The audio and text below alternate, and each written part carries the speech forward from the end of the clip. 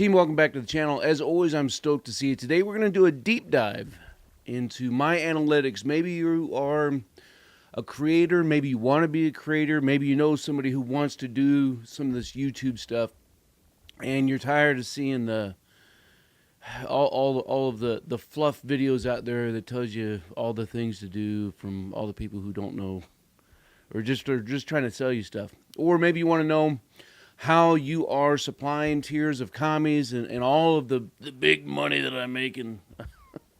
So we're going to dive, no holds barred look into Stoker's YouTube analytics. Let's dive into this. We're going to pull up the dashboard here. And this is filmed, I think, on last Thursday. So this is, a couple days old. But it's Christmas time, so I want to enjoy my family. So we're sitting at 89,000 subscribers. I've been going at this for, I guess, about 5 years. And I'll tell you, on that note, like YouTube, regardless of what all of the trick videos will tell you about how to grow a channel, YouTube, at the end of the day, the best way I can compare the algorithm to is like a faucet. And when you first start, that faucet is closed shut, right? Nobody can see your stuff. And then you publish a video and you get one dropout. Later down the road, you might get a couple drops out. Every now and then, for some unknown reason, the floodgate will open and a lot of impressions will go out and you'll get a lot of views. And then they'll close it up. And there's no rhyme or reason to it that I can figure out. But maybe that's just me. And I want to show you one of those videos as we will look and compare when the floodgate opens. And it's funny, like my best video to date is half out of focus. So when we look at scrolling down to content, well, let's go to the content, and I want to sort by views. And so number one video, and this is where I'm going to show you that things don't make sense when it comes to it. And so you just can't get your head wrapped around the axle on this stuff, right? Enjoy what you do, have fun, and it'll all work out. So this is how to use a compass. I've been saying I need to redo this one. Hondo, don't chew that. Got 1.2 million views. The one underneath it, which was published in March of 2023, 900,000 views, right? So let's look at the analytics real quick for this is how to use a compass. 1.2 million views. We see that it has generated $6,500, right? 1.2 million views, 6,500 over the course of its life.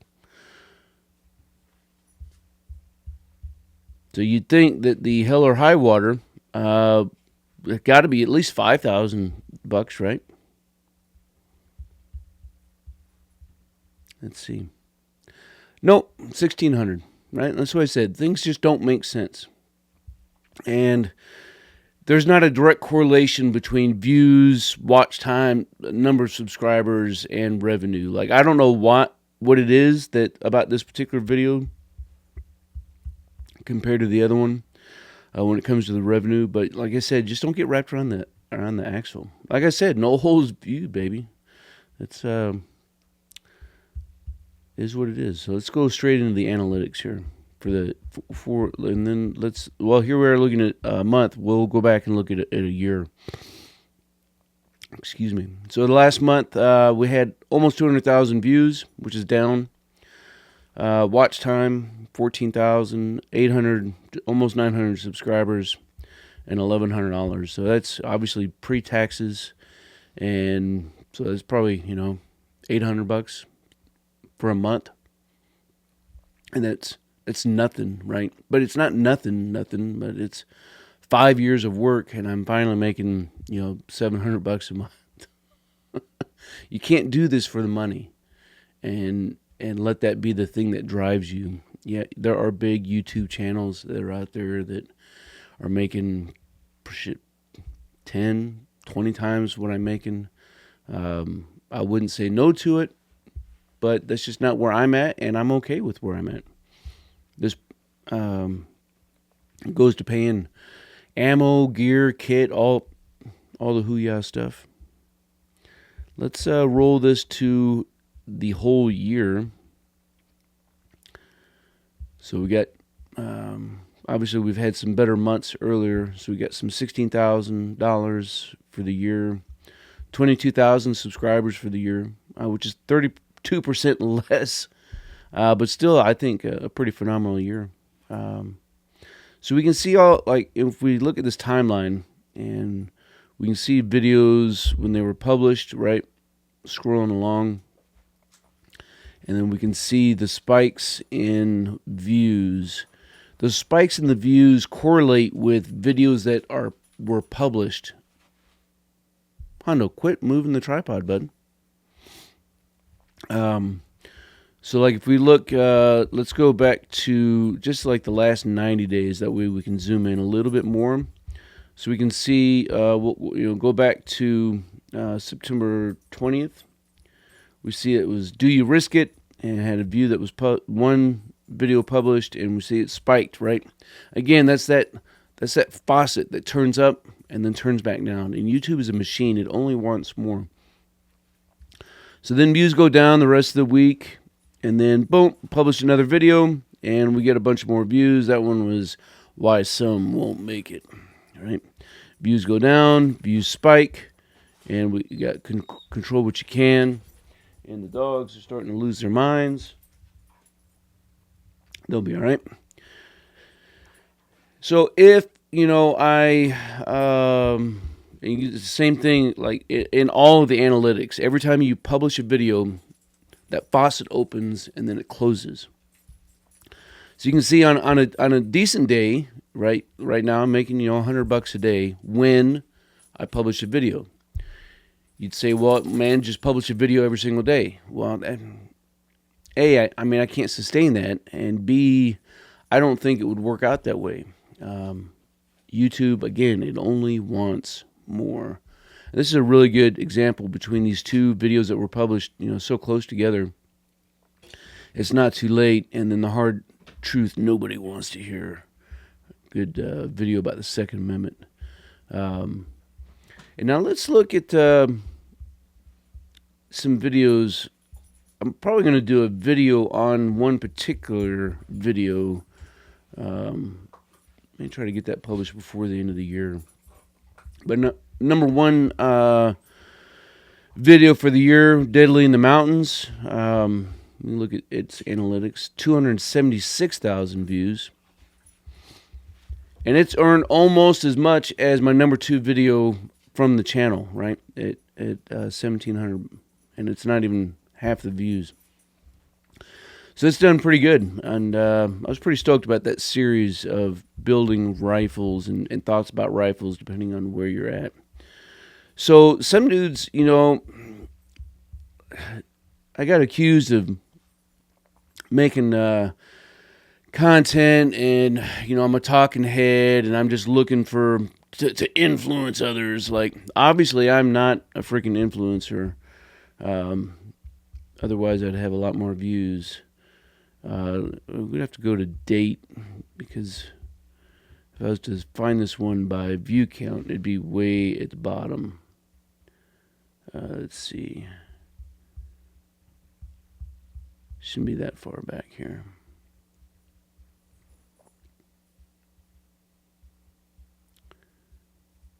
Man, I had some really good, I think some pretty decent videos this year.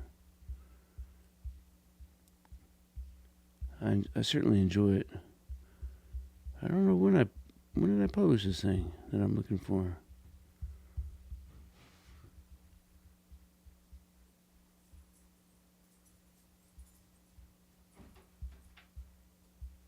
Oh, there it is. All the way back in February.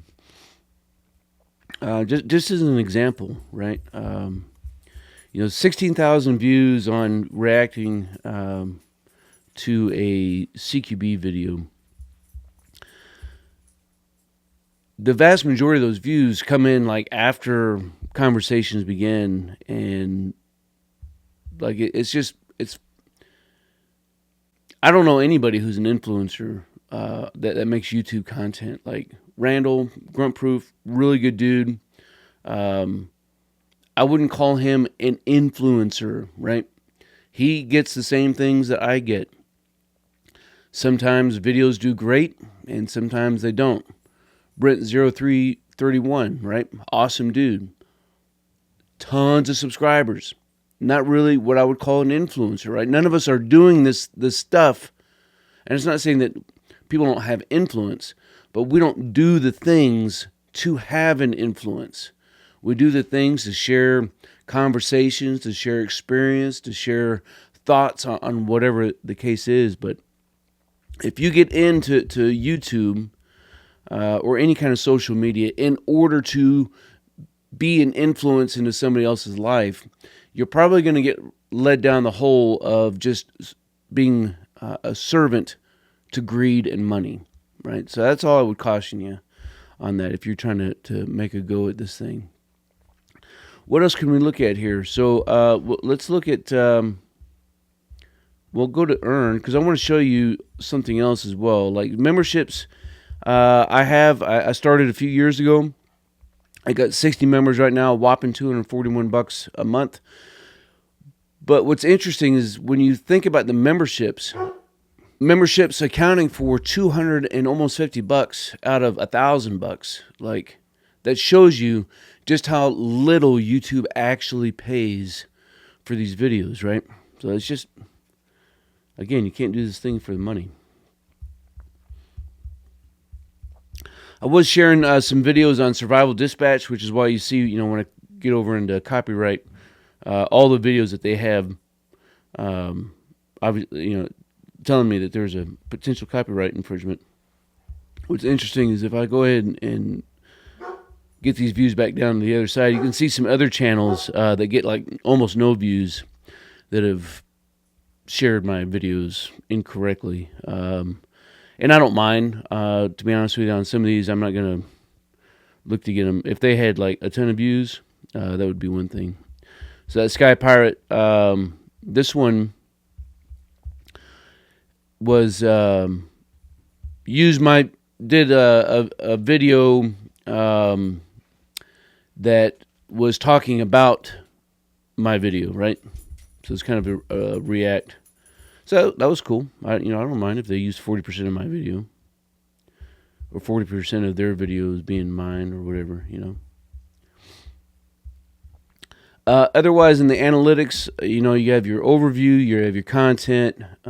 These are all just individual graphs on this thing, and looking at trends. And oh yeah, big money. Let's see what all my influence does on my supers and gifts. Nothing.